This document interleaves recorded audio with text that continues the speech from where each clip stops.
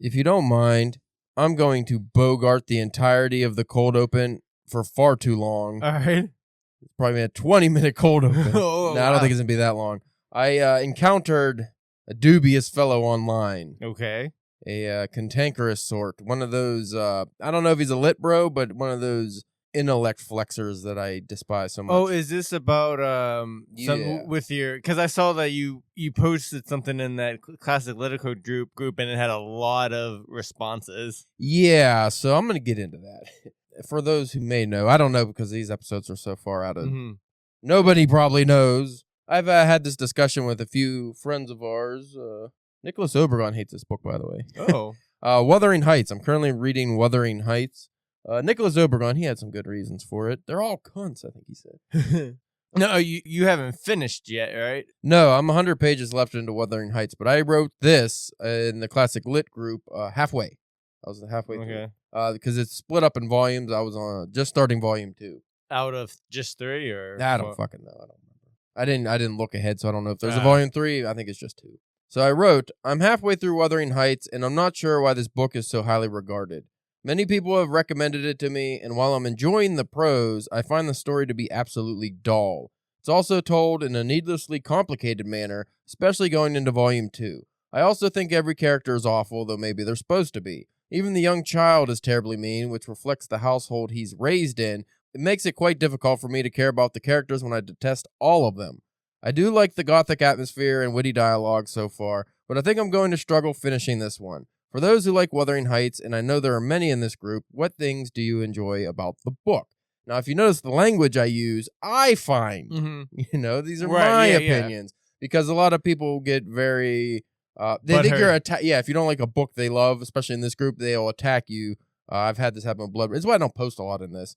I had this happen with like Blood Meridian and stuff, where it's like you just don't understand, or like they take it as a personal affront for some reason. Didn't somebody try to call you like a dullard one time? Oh yeah, well I get that in this. I asked before I started this just on Instagram, and like A.D. Jones apparently loves Wuthering Heights. Oh, okay. Nicholas Obregon, another British fellow, hates Wuthering Heights, and I've gotten a lot of comments saying, "Oh, you're gonna get straight down the middle. People love it or they hate it." It's like interesting, so that's why I made this post.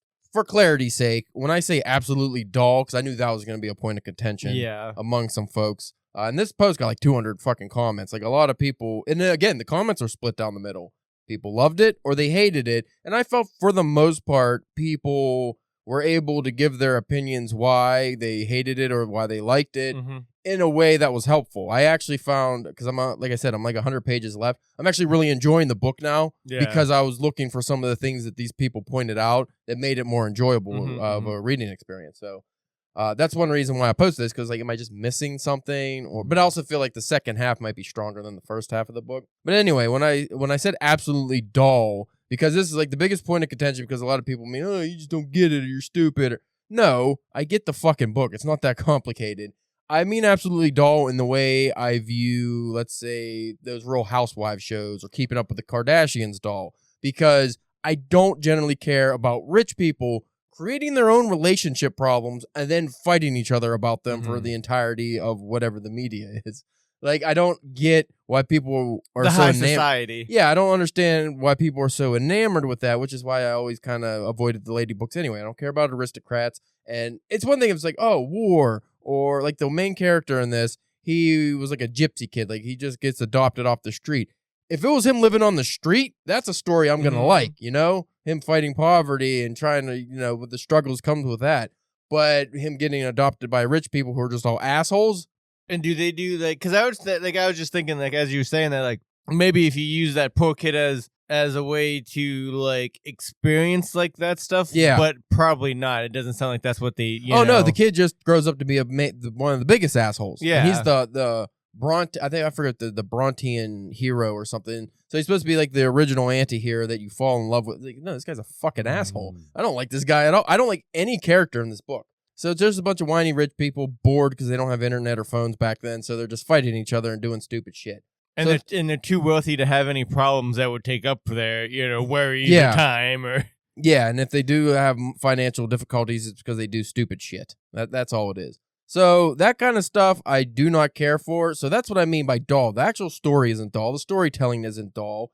the way the story is told, I found a little annoying when I said needlessly complicated, because that was another point of contention. So again, I'm just stupid. No, the story is told from the point of view of like a maid or a servant, but then like by the second volume, it switches for no reason, because she's telling a story to this guy, because it starts off first this perspective of this guy who's visiting the Wuthering Heights, and he deals with the assholes firsthand, and then he has the servant tell him about the history of the people, so that's what you get into. And then the second half of the fucking book is him telling what she told him. So like, that's what I mean needlessly complicated. It's the same exact story, but now it's like a third person's perspective of, it's a guy, so it'd be like someone told you a story, and now you're telling me the story from their point of view. So yeah, I get it's supposed to be unreliable, and you're going to get some fucking misinformation, but why? That's what I meant. Is like, I just didn't understand. This is one of those things that it seemed needlessly confusing. Like, why couldn't it just been this person telling the story the whole time, you know? And it doesn't seem like anything really happens other than those just people petty fight, squallers. Yeah, just petty squabbling, and like some people die, but like I want to say 2 people died from childbirth, or everybody gets ill. It's fucking 1800s on the moor. Is everything overly dramatic? Yes. Oh yeah. It's like a soap opera, but that's why. So in the pro category of why people like this, a lot of it is because it's messy. It's because it's basically what I said about like the Real Housewives shows. People like the drama. They like the messiness. They like the arguing and the fighting and all that shit. Again, that's not what I go for. So if you like that, that's fine. Do you think if... and I'm sure there's stories like this, but like if you basically then if you took this story and took it out of the time period that it was written in and put it in like a more modern time and had more kind of like modern problems, or a little bit more like issues and stuff like that, do you think that would help, or do you still just think because of what it is, you'd still just be like It would be Keeping Up with the Kardashians 100%. Like, that's exactly what it is to me. But still written in a good quality way, and not like that. I wouldn't care anymore. It's not this. I actually like the setting. I like the setting more than if it was a modern setting, because I like the gothic atmosphere. I haven't watched it. It's an HBO show. It's like I forget the name of it now. People are gonna get mad, but it's about like a rich like this rich family who the dad's about to like retire, and they're like having this big secession is it.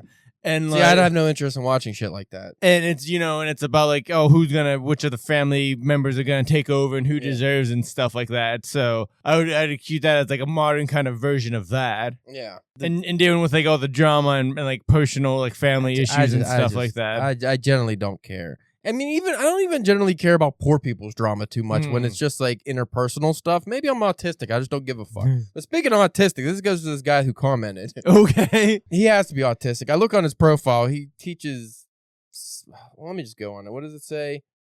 Instructor of something language abroad. I don't know. So he's some kind of language instructor. But I really got the feel that he's either just really like one of those autistics that's very passionate about literature but cannot socially express himself without sounding like an asshole. No, was this originally written in English?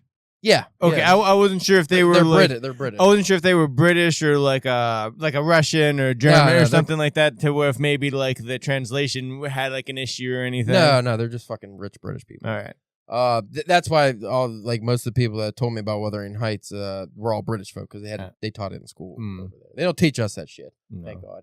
But anyway, so I had a couple comments on here, like mainly about the doll thing. It's anything but doll, but most of the people explain themselves without being dicks. This guy, I felt, didn't quite do that. So each time he posted on the thing, because I only responded once, I'm not joking, it's like fucking 15 paragraphs. That's just from one guy. Yeah, so I'm not going to read all of it, but and the thing that's annoying is this guy initially shared what seemed like could be helpful information, though not for me, but maybe somebody else read, because I understood this. But I guess he's coming at it that, again, like you said, $1. Like, he probably thinks I'm a fucking idiot. But that's fair enough, because I said, just absolutely. I didn't give any real detail. Like, I just explained to you why I think it was dull. But also, I wasn't finished with the book. I was going to make another post when I finished it, but I don't know if I will now. So he said, modern readers are barely literate. So now you're already, again, you're in a classic lit group, dude. You're calling people barely literate. So you're starting off kind of cantankerous. Well, yeah, you're speaking to the wrong crowd. Yeah. So, well, that's what I said, but there's a response to that. Anyway, modern readers are barely literate, narcissistic, and for some reason search for modern sentiments and attitudes in old books and completely misunderstand romanticism as a movement during Bronte's time. Romanticism was a cultural movement that spanned literature, art, and he goes on about Romanticism for fucking 5 or 6 paragraphs. He goes about the Sublime, which he brings up, this isn't a Sublime book, so I'm not exactly sure why he brings that up. So he goes on about that shit for far too long, and then he concludes this giant paragraph, or this giant essay comment he wrote. Modern readers often approach Wuthering Heights expecting a moralizing, didactic narrative influenced by the storytelling conventions of contemporary media like Disney, Marvel, and other mainstream franchises. This expectation clashes with the novel's raw, amoral exploration of passion and human darkness. This reflects a broader cultural trend towards infantilism, where modern audiences are treated as needing coddling rather than challenging. So his point is basically modern readers, and I'm assuming he is going straight for people who read, because by his follow-up, classic literature. So he's not even talking about general readers or people who just don't even read, And he's saying we're all basically infants, like we don't understand and we don't want to understand. I don't know, dumb shit. So I said, this is a classic literature group. I don't think you're going to find many barely literate members who don't understand Romanticism and prefer modern mainstream storytelling. What you said might apply to readers outside of this group, but I doubt most contemporary fiction fans would attempt to read Wuthering Heights in the first place. Seemed logical. Like, why would you read Wuthering Heights if you're a modern reader who only wants the fucking Disney-style storytelling, So, and then someone else agreed with me and said, part of being a member, or no, he responded to me, and then this person responded. So his response to me was, I'm not going to read all this. I wouldn't be so sure. 44% of Americans are considered proficient when it comes to processing complex text, evaluating arguments, making inferences, and accurately handling multifaceted information. But even this paltry number decreases when people are reading older literary fiction. And he goes on, he puts a fucking study, another 100 fucking paragraphs, and he goes on just shitting on modern readers for a while and going on about this study that he probably put into Chat GPT to copy and paste, I would imagine, or something. Again, because if he's sitting there writing all this out, that had to take an hour. Like, why are you doing that on a Facebook group? And then he said he put a link and stuff. It's a very enjoyable read. I don't think so, but... So anyway, now he goes into my complaint. So he says, in any case, modern readership complaints about old literary art is very compatible with the low literacy reader. For example, one complaint, the story is absolutely dull, and he quoted me.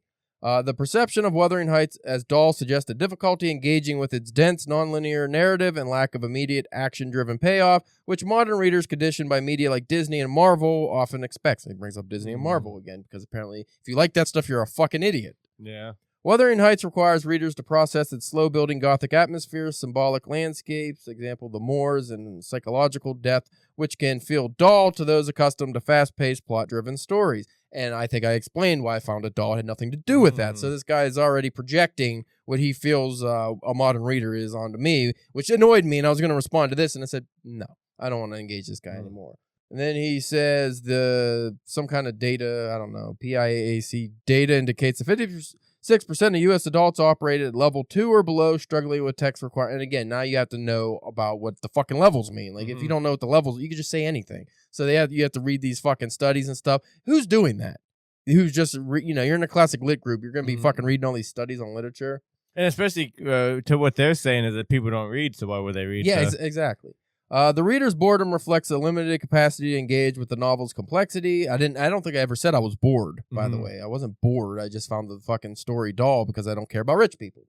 A symptom of functional literacy where processing abstract or non-formulaic narratives is challenging. And again, this guy, not knowing me, doesn't realize I just read Ulysses. My favorite book, Suttree. Like, I don't have a problem with fucking complex narratives. Dante Inferno. Yeah, you fucking dickhead. Like, that's what pisses me off is like, you're projecting all this shit onto me like I'm a dullard when it's like I enjoy complex works. If anything, this is one of the least complex works I've read this year that outside of, mainstream fiction we've read. I mean, would you even call it complex? It doesn't sound it. Other than some archaic language, no. I have not a single trouble following what's going on. It sounds like something like I would even be able to follow along with it. Like you said, then maybe getting mixed up on some of like the vocabulary or something like that, Yeah, like I have no problem. I mean, I've written stories that have touched on some elements that are in this, so I don't have a problem with it. Their focus on entertainment over thematic depth mirrors the study's finding that students overestimate their reading skills, believing they read well despite missing nuanced meanings.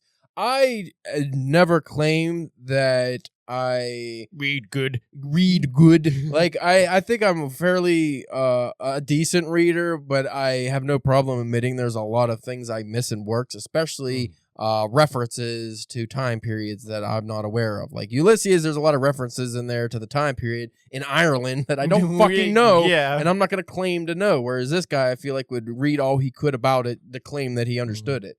Number 2, the story is told in a needlessly complicated manner. The nested narrative structure of Wuthering Heights, told through unreliable narrators like Lockwood and Nellie Dean, with shifting timelines and perspectives, is a deliberate romantic device that modern readers often find confusing. Problem, I don't find it confusing. I just thought it was unneeded. Back in the day when this was written, I could understand it was unique, and I might have even been the first book to do this, so I guess it was different. Maybe that's where I'm coming in as a modern reader. I found it as a gimmick. I didn't think it was necessary. And also now, too, it's like we're in a period of where, like, you're not a real fan of, like, those high society people. Yeah. Like, they're not good people right now, and it doesn't seem like they're really good people in that book. So it's just like... Well, no, every character's evil in this book, pretty much. Well, not evil, but yeah, some of them are evil. Just fucking assholes. The complaint about complexity indicates a struggle to process layered storytelling, a literacy gap where readers lack the skills or patience to parse intricate structures. The reader's assumption that the complexity is needless echoes the study's note that students were unaware of their comprehension deficits, assuming their reading ability was sufficient. I guess also problematic readers tend to struggle with complex syntax and structure, blah, blah, blah. Number 3 complaint, every character is awful and difficult to care about. Poor readers typically struggle to interpret characters' motivations when they deviate from familiar archetypes, often misreading nuanced or ambiguous figures. Similarly, readers' inability to care about the character... Okay, and he goes on about that. Basically saying that, which I got this comment a few times, why do you have to... And I've got this many times in books. Why do you have to like the characters to like the book? I don't. I've read many books that I love that I hated every fucking character. Yeah. It's not that. It's, again, going back to just being rich assholes. I don't care about their lives. If they were doing important things and their motivations were important, yes, maybe I would care. But just them wanting to fuck each other, but not for no real good reason, and then being mad that the one person married another person, like, I don't give a fuck. Honestly, I don't care who inherits whatever they inherit. I don't live that life experience. I never have. So I don't care about that. I don't have any dislike for the book because I dislike the characters. I just found that the characters were all detestable. Yeah. And everyone agreed. That's one thing 100%. Everyone agreed that every character is awful. So that's unanimous. And I've enjoyed many like terrible characters like in a book. Yeah. Or in a movie or a show or whatever. And some of that is like also like seeing them get their comeuppance. Yeah. And if they don't get those you feel disappointed, yeah. And with them being high society rich people, I feel like they're not gonna get their comeuppance, even though you haven't finished it. But yeah. I mean, I guess you'll be able to tell me, in a couple weeks when you do. I don't think the comeuppance. The only comeuppance I would like is if every character dies at the end, like if there's a big house fire and everybody dies. So someone actually defended, not so much me maybe, but maybe like my initial response to this guy. And this is an educated person. Not just because he's agreeing with you, but I think it's a lady. You fucking piece of shit. So this person said... So I didn't think ladies read anything outside of cookbooks. They read Wuthering Heights. Well, they love lady books. That's fair. It was written by a lady and they love ladies. Lady books. So this person responded to that big fucking block that he read. And by the way, it seemed like I was reading that forever. It's so much longer than what I read. Did anybody like, I would just like somebody to comment and be like, why do you post this? Like, would you expect anybody to... Let me read this. Part of being a member of a Facebook group is understanding that many of its members are not educated on literary studies at a high level. I find it astounding that you seem to expect academic level conversations from all the posts here. There are some like us who are university trained on the subject, but I joined this group fully aware that most of the people would not. I have commented before on the mistake of assigning a book's worth or value to subjective variables, but I do not get offended when people dislike some of my favorite works. I understand they lack the insight. To call modern readers narcissistic because they are not formally trained on literary analysis and therefore lack the tools to appreciate literary pieces to a high degree shows a thorough misunderstanding of this group's purpose and misplaced expectations. I thought that was a very good response. Yeah. And do you think that guy responded in a very civil manner that would make you think, oh, okay, I am on your side now, buddy? I would assume no. And nobody responded to him after this, by the way, because I think, like me, they're just like, I'm not, what's the point? Because I almost was like, dude, not getting engaged. I actually typed it out. I was going to respond. Dude, there's fucking many lit bro subreddits you could go on and talk about how Cormac McCarthy's Blood Meridian's the greatest, or David Foster Wallace is a genius. And you can have these fucking pointless discussions with them, not in the group. Like, why are you in this group? But I didn't want to fucking talk to this guy. So anyway, he said, I appreciate your response, but I disagree on some points. I don't expect academic level conversations, but I do expect some respect for older works that have earned their place. I'm fine with fair criticism based on thoughtful engagement, but it's exhausting to see post after post applying modern standards, general ignorance, and negative sentiments to works that this group's members should supposedly revere. Complaints like unlikable characters and it's too complicated are absolutely narcissistic. These readers expect the works to cater to their preferences instead of making an effort to adapt their ignorant taste to something far more valuable and precious than they are. If people can't learn to appreciate and understand what they don't know, they'll struggle to grow as contributing members of society. Oh, wow. Being a better learner and suppressing a subjective opinion is just part of becoming an adult. That gave me like real like Barrel Maw vibes of just like 100% that's what I thought. You don't like a thing that I like or the way that I like it, and so you're a fucking idiot, and the people that do like it are fools. So we're not contributing members of society at all because we do not understand the intricate nuances of Wuthering Heights, apparently. I thought I was understanding it fine. I just didn't care for it. And again, it's funny because now I'm actually enjoying it more, so I might give it a solid 4 by the time I'm done with it. But this fellow thinks that I guess I'm a fucking idiot. Maybe he thinks that lady's an idiot. He's one again because you got the sense that either just autistic fella or one of those guys that want to flex their literary intellect and how they go about reading books. And if you don't go about reading books like a professor, you are wrong. So I think it's the latter. I think that guy's, I mean, he can still be autistic, but he's a fucking asshole. Yeah. I don't think modern readers are narcissistic when they enjoy modern fiction and attempt a book like Wuthering Heights to better broaden their horizon of literary fiction, and then don't enjoy it, even if they're attributing modern sensibilities to a classic work. I agree that maybe you should look more into it if you care to finish the book. Like, I always watch essays and shit on stuff, like, especially things that I might have not enjoyed. If I enjoy something, I'll watch things, supplemental videos and essays. I'll read about it. But if it's something I dislike, I usually do more because I want to know why I disliked it, which is why I commented in the group in the first place. But then you got guys like that to make me just want to go, maybe I should just fucking throw the book out the window and never read it again. Yeah. So I don't have to ever fucking engage people like that. Yeah, yeah. But that is exactly why I don't comment in that fucking group anymore too often, because it's always that. Even if you like something, it's always that. And then if you, God forbid, post something or compare something to like a Stephen King. Oh, yeah, I've seen that a couple of times. You get the fucking shit stick jammed up your ass. Like, all these people come out of the woodwork and just, wow, you like Stephen King, then you must be a fucking idiot. And like, I like both things. I like Wuthering Heights and Stephen King. Stephen King like Wuthering Heights probably. And especially considering, like, if you like his some of his earlier stuff is old enough to be considered classic in that group, because it's only like they set their thing like 20 years ago, or like in the 90s or whatever. Like, I think the cutoff is late 80s, 90s, maybe. Yeah, so like, yeah, like a lot of early stuff that could be technically, you know, classic. Yeah. Even if it's like a 50 years, like if anything over 50 years old is considered classic, well, 70s. So I don't know. In that group, has anybody ever brought up any Vonnegut stuff? Yeah, Slaughterhouse-5 mainly. But I mean, then any of his other stuff, do they not, like, would they not consider that? Like, I wonder what they would think of that. Well, that fella right there has to hate Ray Bradbury, right? You would think, yeah. Because Ray Bradbury is essentially writing fluff in a poetic manner. Mm-hmm. Like, his stories aren't fucking Wuthering Heights.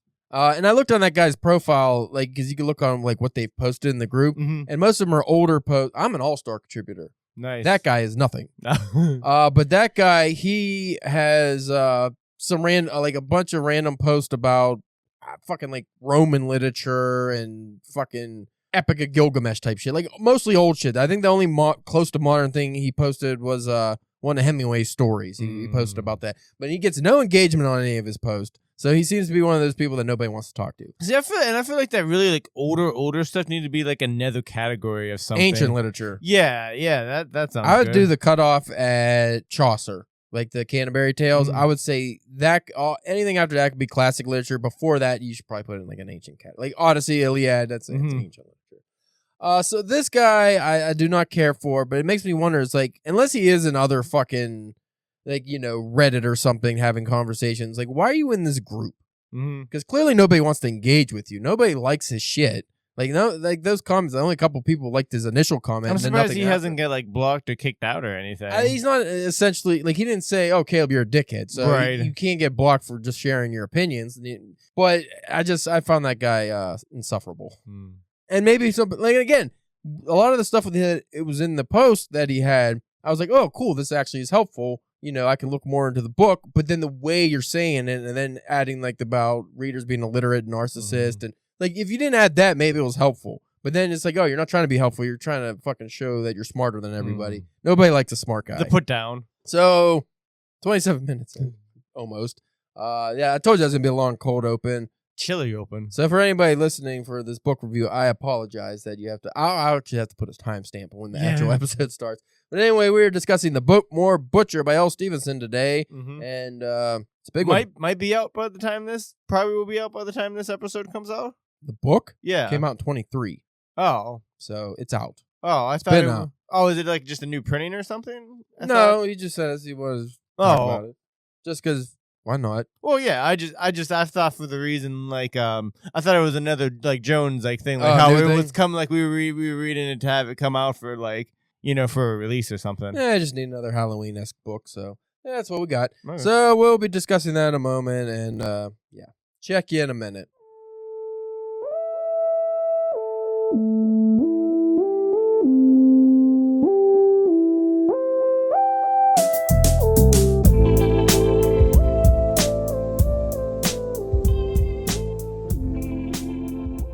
You are listening to the Drunken Pen Writing Podcast. I'm your host, Caleb James. With me, as always, Spencer, the Boatmore Boogeyman babysitter. Ooh. Church.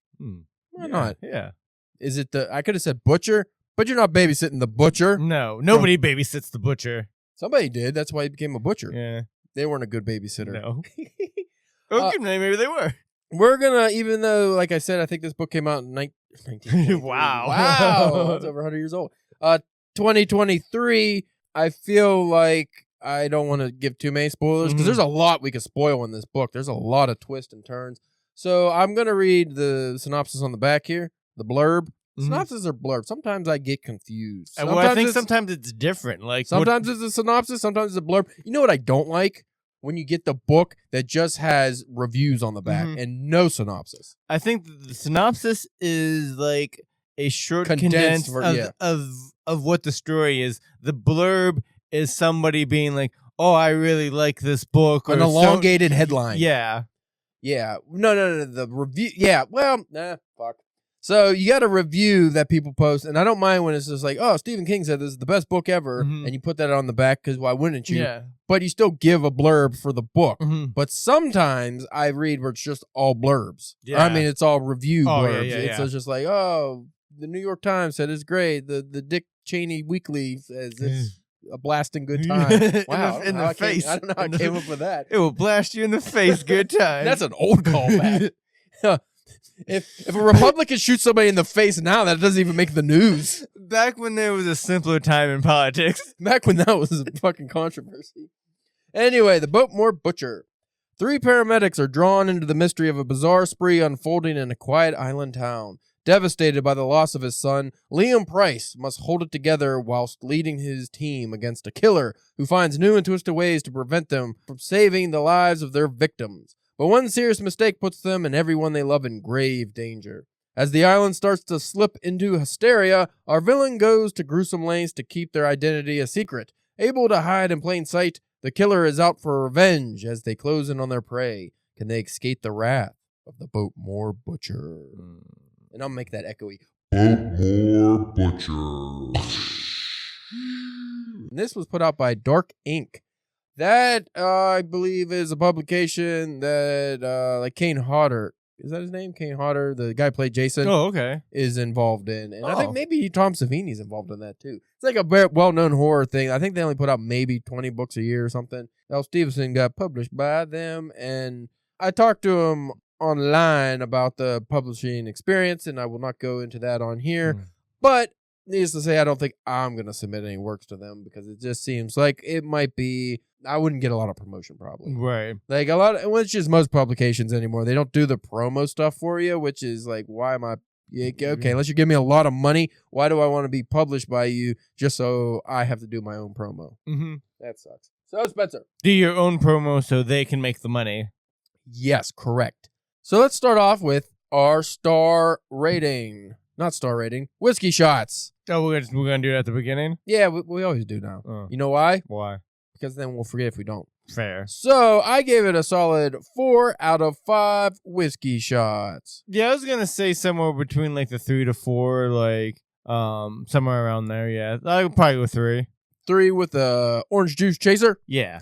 Now you're not much of a slasher fan, right? Not normally. Like, I was never really a fan of the movies. I like, I was just like, oh, they were all right, but especially once they start getting so many sequels. Yeah. In literature, I don't mind it as much as long as it's done.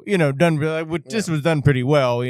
Well, this is kind of a combination of like a normal, I wouldn't say normal slasher, but like a slasher mixed with like Saw, like the torture-y type of shit. So when because I read this like a month and a half ago or something.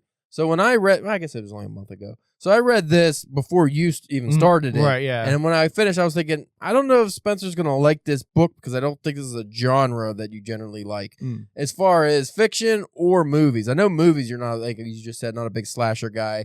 But you're not even into like the torture-y Saw stuff, right? No, not really. Yeah, I just never really, I saw like the first couple and like, oh, these are kind of like, and like the first Saw. I like the first Saw, but then kind of as it kind of grew, it almost kind of had like the Fast and Furious effect of it's like too much. Oh, like the first couple, those are kind of cool, and it's just like, okay, this is getting a little ridiculous. Yeah, when you got fucking Saw Tokyo Drift, it's too goddamn far. I will say that this book was a little bit too long. This is probably my biggest critique of the book. Because it's like almost 400 pages. Yeah, it's like 370, I think. I initially compared it to, let's say, the movie Halloween. If you had a 3.5 hour version of it, it could be excellent throughout. But by like halfway, you're gonna start getting what I would call murder fatigue. You're just like, okay, I'm getting a little like desensitized. Maybe would be a better term for it. So it's like you're watching it, and then eventually you're just gonna be like, all right, he's killing someone else. And even though this book does a good job of upping the ante, where you get more gruesome kills and keeps you engaged by having a lot of twists, I still found that the book probably would have been better if it was shorter. But then on reflection, I think that's incorrect. I think the book would have been better if it was split into 2 books. Because the way the stories are told, and what I actually liked most about this, we're going to skip around a bunch. Yeah. I'm probably not going to do much of character because there's a lot of characters. There are a lot of characters. So I'm probably not going to do a lot of character breakdowns because you can read the reviews on Goodreads if you want a more detailed, character-oriented review. We don't do good things here. We don't review shit good here. Well, and again, because like that also would start to go into like spoiled kind of territory. If you want to, if it was like this is the kind of book that it's hard to talk about because literally before you even get halfway through, there's a major plot reveal, and so there's a lot of spoilers that you don't see coming. Or I could get if I gave a spoiler, like it would ruin the book for you early on. Did you ever because like we said, there's like a lot of twists and reveals and stuff like that? Did you ever get like faked out on one of them like you thought it was a twist when it wasn't? Yeah. Like there was like I won't use any of the character's name, but the killer just gets done taking somebody out, and then it does like a scene break, and then the next one the killer is talking to another like main character, and he's like, "Oh, hey, thanks for doing this for me," and like it has nothing to but just because you're so conducive to all the twists, you're like, "Oh, is that?" And then as you read, you're like, "Oh no, this is just a completely different. It has nothing to do with that," and you kind of like faked yourself out. Stephenson did a great job of keeping you on your toes in this, where with the fake out, especially when you get a reveal very early on that like the butcher's revealed very early on. But then kind of not, Yeah. Like it still ends up shocking you multiple times. But with that kind of reveal, it gets to the point where it's almost like a paranoia. You're like, I don't know who the killer's gonna like. I don't know who's killing who. I don't know how many killers there are. I don't know who's perpetrating all these fucking crimes. Is it one person? Is it multiple people? You end up questioning everything, and you start reading it. Whereas even the protagonist, who you think is the good guy, you start looking at it through a different lens, where you're like, maybe this guy's a fucking. I mean, the only word we have to go on is the narration that this guy is just like the main protagonist, Liam Price, the protagonist, he loses his son, and him and his wife are struggling with the loss of their son. He gets hit by a car. And when you're going through that, you just immediately go, oh, this is the good guy, and we have to follow him. But at some point, you're like, what if he's not the good? At least I did. I was like, what if he's not the good guy, though? What if that made him the bad guy? Yeah. Like that event, you don't, even though it's played multiple times throughout the book where he could be struggling with that and maybe does some things he wouldn't normally do because of that loss, you still want to be thinking that he's the good guy, but you don't know. When I meant that this book could be split into two, what I actually liked most about the book was you get the origin unfolds of the actual butcher at some point, and I thought that was really creepy. It shows you the butcher as a kid, and you go through that, I'm like, that's a book I want to read. I want to read about like that guy as a kid and maybe what created him as the monster, and go into that, and then him growing up and going through adolescence and becoming this fucking monster. It also helps that I've been watching a bunch of serial killer stuff. Right. Yeah, I just watched the Ed Gein show, and then that could put me down a rabbit hole of serial killers and Ted Bundy, and so I'm just like in the mode where I'm just like, I want to, what makes these people tick, Which I thought Stephenson did a great job of giving motivation for the characters and what they do. Well, yeah, because like what I was gonna say, like this almost kind of goes to your Wuthering Heights thing, like where like because you start out like, oh, like a lot of these characters are enjoyable, but as it kind of goes on, you go like, I don't know if I like any of these characters, but like it's not in the way where it doesn't affect your reading of the thing. It's just because like again, like it deals with like a lot of people's secrets and stuff like that, and like so everybody always has like some dirt like on them. But I think like it does like a good job of like playing like with that. Like you get the subsurface level introduction to the Karis where it's you get some of their secrets are pretty immediately laid out. So like you find out some of the characters are romantically involved. You have the couple fighting kind of or having struggles because they lost their son. You have the one character who he comes across as like a handsome asshole kind of. But you get a lot of like characters, like you said, secrets or just personality traits. Their own fucked up past. Yeah, so you get some personality traits, so you immediately look at them a little different. It'd be like, you found out your buddy cheated on his wife or something, and even though you like your buddy, but well, that's my respect for him's gone down a little or something like that. You get that pretty early on with these characters, and some it goes even deeper than that eventually. So I found like that stuff was it led to more realistic characters. You don't have to enjoy every single character. You don't have this black and white, oh, this character's the good guy, this character's the bad guy, which is a perfect way to aid in the suspense of the story. Now, obviously, we won't say who it was, but like whenever they revealed the killer, were you like, huh? Or did you see it coming at all? Were you completely like kind of like surprised by who it was and stuff? I was surprised. There was two reveals. I actually got angry at first because not the first reveal, but the main reveal of like who the actual butcher was pissed me off because it was like, well, this guy, like, I got like 200 pages left. I wanted that to be the twist. I would have been more shocked. But then because you got the backstory and everything, I was like, oh no, this made it unique versus like a movie where it's like, oh, here's the slasher, and then you finally unmask him at the end. It's like, oh, if you unmask them in the middle, now you have all this shit to work with and why they're doing what they're doing. So you said, not like the movies. As I was reading this, I was just like, I think this would be a really good like mini series on like a streaming service, because every episode could have multiple cliffhangers. And because like also we talked about, a little bit off air that we felt like one of the drawbacks was like a little bit of the editing. And just kind of like how some of the things were like set up, like that. And I think in a TV series like that, you're able to do that kind of stuff a little bit easier and better, especially with like because like there was like a lot of like clues and stuff, and like when you could just do that visually. When I read this, I felt that Stephenson had quite a few moments where he probably wanted to expand on it, but couldn't. Yeah. Maybe have a slight reveal or tease something, and then you get a reveal later for what, oh shit, this was this other character that did this, but he wasn't able to because of the length of the book already. So like you said, with the TV show, that would be fucking perfect.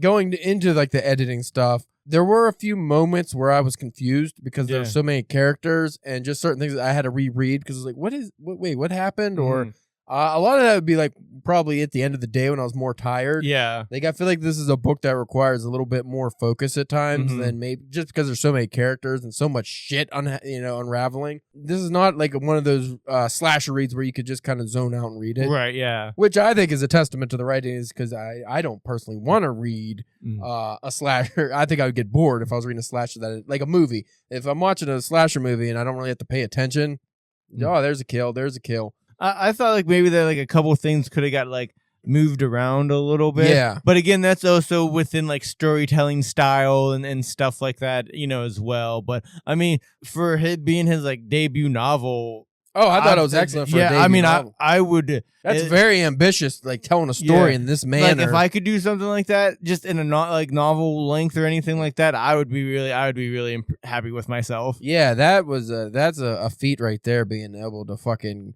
piece together like that many different stories in one, because you get all these different people, you get all these different perspectives, you get all these different scenarios unfolding, and it's put together in a way that you can follow. That's fucking difficult. I would love to know how he was able to manage. Like, did you have a storyboard? Because I feel like that was something that needs a storyboard. He had like how they had talk about like those story Bibles, and stuff like that. Like, was it just like with the character? Like, he had to have some kind of character like list or something somewhere, so he just make sure he's keeping things straight and stuff. Especially so because he made it so almost every character, even minor characters, were fleshed out enough that you would care about them because he fucking most likely kills them. Yeah. So he like that hits harder than if it's just a no-name character or a character you don't really give a shit about. Even like a couple characters in the beginning that are getting killed, like they have this whole layout and like how they, like the one character at the beginning, how they talk. I think it's his mother he's talking to, and like just different things like that. It's like, oh, you immediately feel for them because you get a personal connection. It's funny that you say that, because that just made me think of like it reminds me of Stephen King's The Needful Things in that way, where like the devil opens up the shop in this small Maine town and gives everybody the stuff that they wouldn't need, but it's all coached, and like just characters you see one time and you never see them again throughout the whole book, but like that little bit they have is so well done and full and rich, with the character. So I thought that was an interesting how you just mentioned that, made me think of that. Speaking of Stephen King, we talked about offline how we felt this was set in Maine.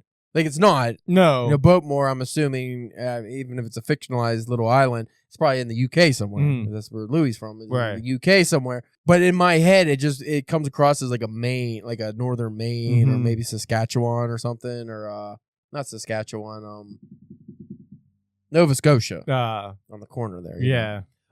It gave me a kind of like that kind of feel, but it reads like fairly American until you get to like the main weapon of the butcher is like a pipe. Yeah. So I'm like, why would it be a pipe? Because you can't have a gun. Yeah. We talked about this many fucking times when we talk about British stuff, but the main thing I felt was interesting with the setting though is like it's almost a nondescript island. Like it could be any part of the Atlantic coast. That's the feeling you get. So I like the setting a lot. It didn't come across very British in the language or anything, other than maybe some of the people's names, like Liam. Yeah, I mean, I noticed a couple of times that they might have referred to something in the more like English term. Like I can't think of any else, but I just remember thinking like, oh, like like that'd be a thing. Like made me think like, oh yeah, this is over the sea somewhere, over the pond somewhere. Over the pond. So going back to a little bit of the critiques. Spencer.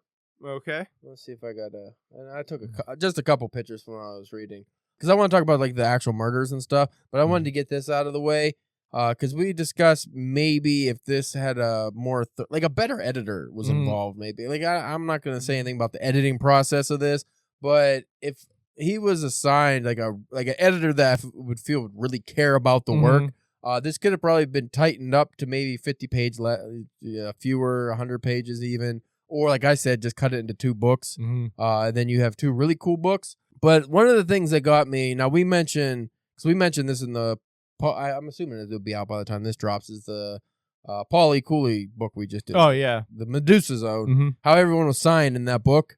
Right. There's a lot of sighing in this book. There was. That could have been edited down a little bit, or just, that's the thing is like the writing was actually pretty tight throughout, I thought. Yeah. Other than maybe some reused words, but like, again, in an almost 400-page book. Yeah, that's a little nitpicky, honestly. But other than like the sign, which that just, I don't know when that got into my head as a thing that bothers me now. It could have been just because you read it right after the Medusa Zone and just seen it a lot, and then made you notice that, But I did notice every once in a while in the dialogue, there were things that were phrased a little odd. And even outside of the dialogue, one of the things, and I'm only pointing this out because I've noticed this in my own work and I've been trying to fix it a little bit, is the of the.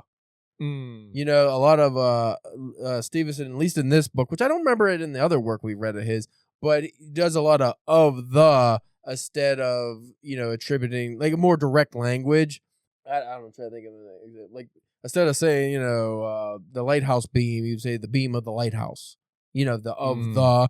And inherently, that's not bad. And a lot of times that it reads better in certain aspects that you actually need that. But then other times, especially if it's overdone, it's like, okay, why is everything of the? That, just what's basically just more variety of the reading experience. Yeah, you'd use it some of the time, but just like anything, don't overuse it. But I found a couple times in the dialogue, things were phrased in a way that I don't know if it's just hits weird to an American eye, like reading it, or if it's just would just be considered odd. I don't know. Like, I don't know if in the UK things would be phrased this way or not. Because again, like we were thinking, like when we read this stuff, we always come from an American perspective. Yeah. So the language barrier, it's slightly like sometimes we read things and be like, yeah, that's very English of them. Yeah. So anyway, here's an example. This was just a random paragraph. This was the one character, Martin, just kind of describing his childhood, I think. I came from a shit heap, Martin began, his eyes drawn in by the hypnotic winding of the road beneath him. And I like little attributes like that, like the winding road beneath him. Like, that's what I'm saying by like tight writing. I really enjoy stuff like that. It's not boring. Like when you just have dialogue without any of that stuff, I find it a little boring sometimes. Before I even learned to walk, my dad kept me in a locked room until I was 13 years of age. So that was odd to me. So just being like 13 years old? Yeah. Until I was 13. 13 years of age. I don't feel, especially for the character Martin, I don't think he speaks like that. Yeah. Because he's like kind of like he's the handsome, brawny, muscular character, kind of a bit of a smart ass, a little bit stoic, but funny. I didn't feel that was a natural thing for him to say 13 years of age. And there was a few instances where other characters also, some of them, I think even teenagers maybe, spoke like that. Not enough to throw you out of the book, but enough that when you read it, it catches your attention. And also, that could be one of those things where we talk about as writers, we notice to where, like, if just readers, that might be something that they might not even catch. Yeah, readers, and again, also because I noticed like I catch more stuff like that now as a writer than a reader. Yeah. And also, I don't know, maybe just in the UK, that's how maybe that's the way they would say it. They talk more proper over there. I guess, 13 years of age. But when I read that, I was like, maybe because I'm reading Wuthering Heights now, just like, that's how they would say it in that book. 87 years ago. Like, that language throws me off sometimes, and especially in a slasher. If I was reading that in just like a literary, like an Ernest Hemingway book, I probably wouldn't think twice. So going to the Saw aspect of this, what I liked about the killings in this is most of them were done where it wasn't the actual butcher killing people. He set it up so it was the paramedics trying to save the people that killed him. So like there's one death early on where the character isn't dead. He's just mostly dead. Yeah. As they'd say in The Princess Bride, he's mostly dead. But it's set up so when they give the character CPR, they blast through his fucking chest and kill him. So there's a lot of killings that happen because they're trying to save which I felt some of, and I get like, they're a little bit panicky. So they're trying to save whatever character is dying. So they're going a little ham-fisted and they go in to save them and they kill them. But after they know the killer's MO, they probably should have been more cautious. Yeah. Well, they did try to do that, and then another gruesome thing. Yeah. So but I thought the deaths were really gruesome. Here's one of my favorite ones. This is near the end, so I hope this doesn't spoil anything. But since we didn't talk about the characters, you're not going to know who these people are. You just know this will happen to somebody. Yeah. And this was actually one of the more shocking ones when you find out the relationship between the two people. That's why it was one of my favorite ones, because I didn't expect it to happen. Turned the boat inland as they reached the towering black rocks at the end of the shore. Then he floored it straight for them. The icy water splattered against his dead boy mask as he sliced through the waves. Just before they hit, he killed the engine and watched through the windshield as the bow collided with solid rock. The impact pulverized his skull in a glorious eruption of blood and foam. I love the foam part. Yeah. So I'm thinking just of this pinkish reddish foam. Ooh, gross. He waited until he found a peaceful spot out at sea before he began removing what was left of her head from the front of the boat, along with the rest of her body. As the steel belt came loose, he shoveled and peeled the slippery, wet mess of brain, meat, and hair away from the bow, and then, I think it's bow. I think I'm saying bow. Bow. The bow. And then he dropped the remains of into the water. He watched in fascination of how the redness bloomed and spread beneath the surface like a looming thundercloud of blood. I like that. So there was a lot of that. But again, now as the people listening, if you're interested in reading this, I want you to imagine, like, you're reading that and you're like, that's fucking awesome.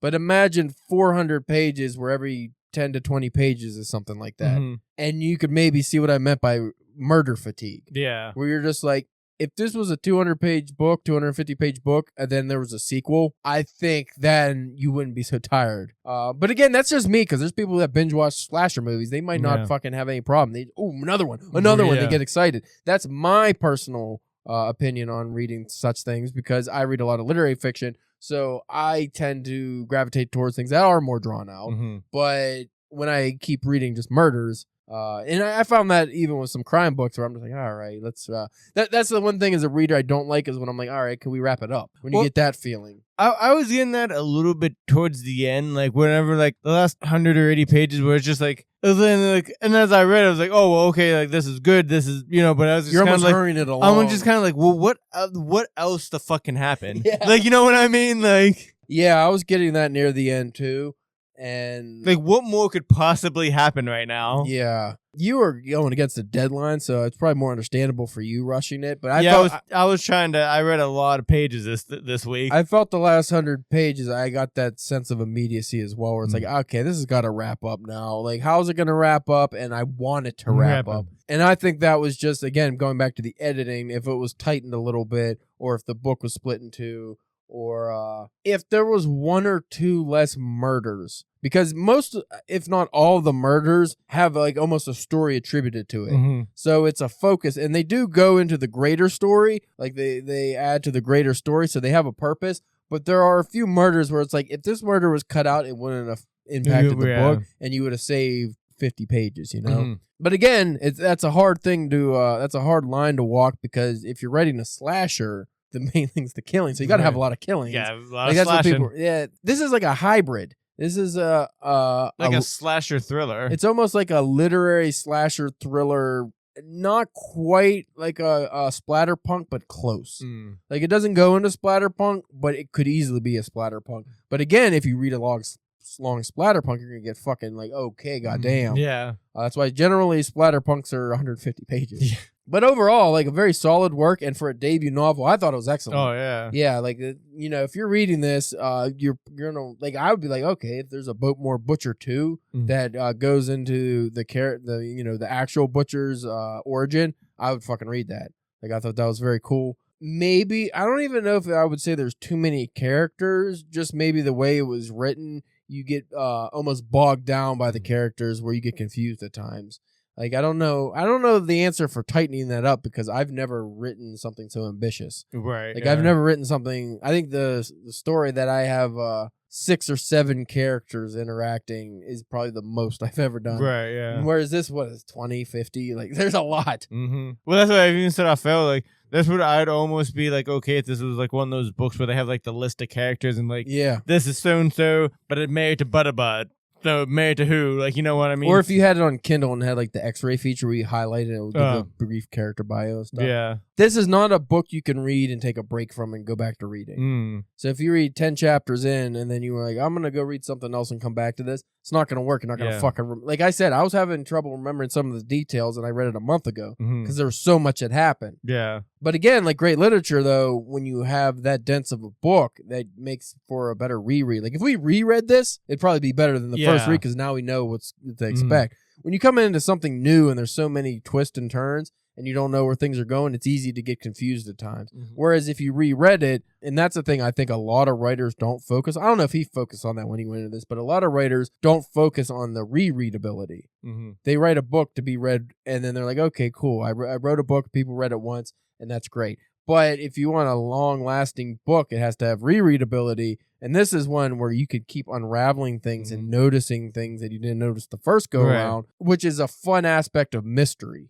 Yeah. So when you reread this, knowing that all the questions, most of the questions are answered, you can start looking into things in a different eye, and then it makes for almost a completely different read. And I think it would be more fun. So maybe something to tackle in the future. Right. Regardless, I really enjoyed the Boatmore Butcher. I'm not like the biggest slasher fan, but I definitely like slashers a lot more than you. And I do like the Saw stuff too from time to time. So this was definitely more in my wheelhouse than your wheelhouse. Well, again, it's like, oh, like, with a slasher, just like, oh, like I saw, like, you see Jason and you see, like, Freddy or Mike Myers, and it's like, oh, okay. Second one, all right. And then it's just like murder porn. Yeah, and then it just gets to and then with those get oversaturated. And it's like, so why is he killing this person again? That has like he was like the great grand cousin of somebody, like whoever. Like seems a little needless. I've always liked the Candyman and the Hellraiser slashers where it's like there's a story here. Yeah. Even like the Freddy Krueger stuff, especially like the early ones, it's like, oh, there's a story here. Yeah, Jason, I outgrew Jason very early on because it's like, okay, cool murders, and I'll just watch the murder scenes. Yeah. And like none of those movies like never really like people are like, oh man, those movies scared me so much. It's like those movies never scare me. Like the only time they give me is you do like the jump scare. But even like a lot of times, like because it's sometimes when it's gonna come, it doesn't even get you. It's just like, well, for whatever reason, Michael Myers is always rated like the #1 horror icon.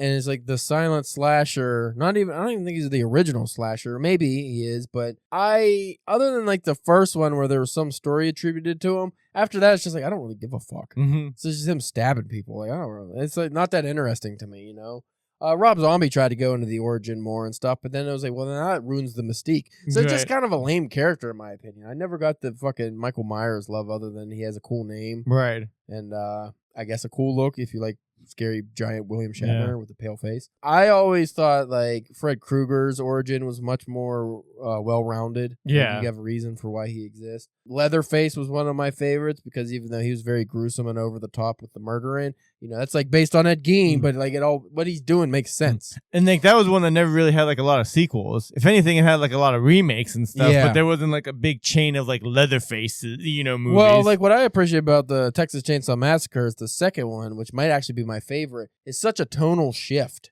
It's almost comedic and over the top gore that it's not the same as the first one at all. So I almost like it more just because of that. Because the first one is actually generally scary, but the rewatchability is not there. The second one, Yeah. You got Mosley fucking going in with his Bill Mosley with his chopped top and he's all creepy. Yeah, I loved it.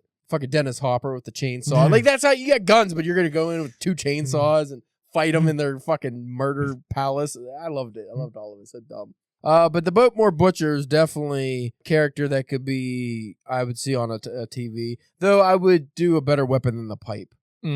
Just because, I mean, when I was reading this, I was really hoping he was going to use something. I mean, he uses other instruments later on, but his main mode of getting the victims in the first place was just like a pipe to the head. Yeah. I didn't think, realistic, yes, but I didn't think that was that scary. Like I mean, maybe because for me, I could overpower Pipe Man. Yeah, yeah.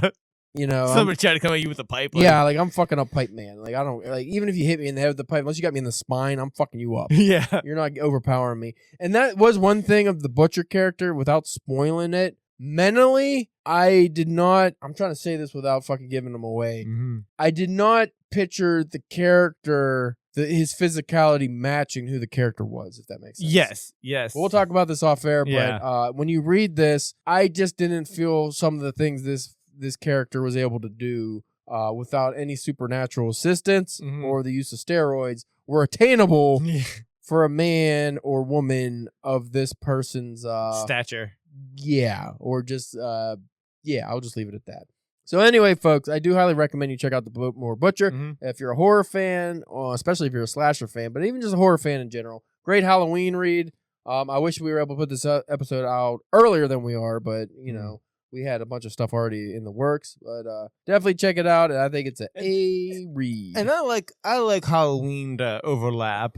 I wouldn't mind if Halloween took over fucking November and December, too. Yeah, they suck anyway. Well, I mean, there's a big switch to Halloween and Christmas type of stuff now. Yeah. So people just, Halloween's the best. It is. It's the only fucking season I like. It really is.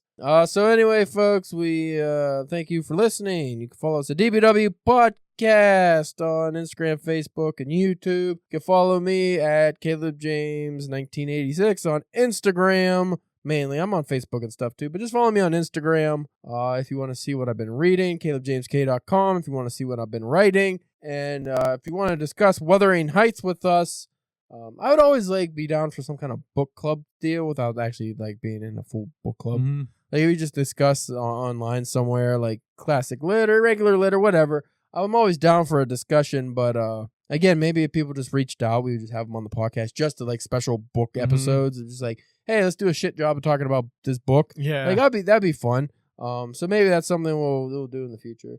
Spencer is over on the island of Boatmore, and he is babysitting the boogeyman, not the butcher. No, that guy does not need any more babysitting. But Spencer is what the real boogeyman, the Baba Yaga, John Wick boogeyman. Which he goes to kill the boogeyman. So are you defending the boogeyman against John Wick? Because good fucking luck. Yeah, no. Good fucking luck. No. Anyway, we'll check you out. It's the wrestler. Oh, the boogeyman, the wrestler that eats the worm. Yes. He's kind of big too. We seen him in person, and at Astronomicon, that guy was fucking huge. He was. He's like 60. He's fucking huge. I wouldn't mess with him. Anyway, we thank you for listening, and we'll check you out next week with maybe an interview. I don't remember when that comes out. When this episode drops, we might be having an interview. We're a bunch of episodes ahead now. We are. So yeah, we'll be around. Yeah, just listen.